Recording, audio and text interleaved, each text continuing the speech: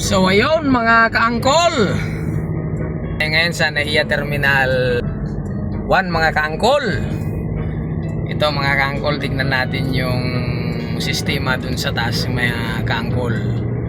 Yan sa drop off lock kaangkol ng mga palis, ika nga.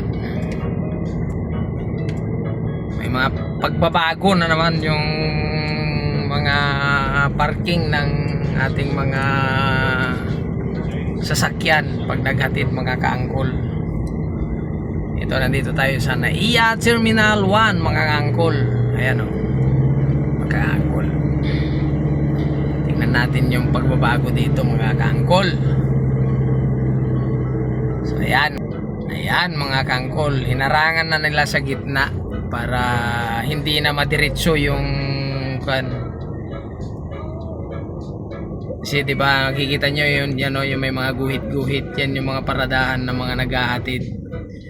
Ngayon hinarangan na nila mga kaangkol.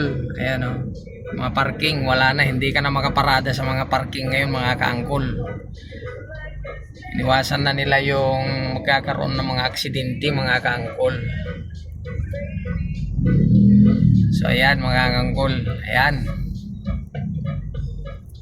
Saka may kwan na rin, may mga gwardiya na sa gitna. Ayan, kwan na lang siya ngayon.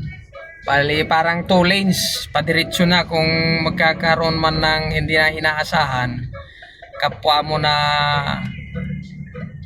na mga kaangkol, kasi wala na sa lugar yung parada ng mga sasakyan, hindi tulad dati na nasa parking yung mga sasakyan. Ngayon wala na. Pag nakauna yun nandun sa unahan, ay tragi sa mga kapwa natin mga naghahatid dito sa NAIA Terminal 1 mga kaangkol. Ingat-ingat tayong lahat mga kaangkol.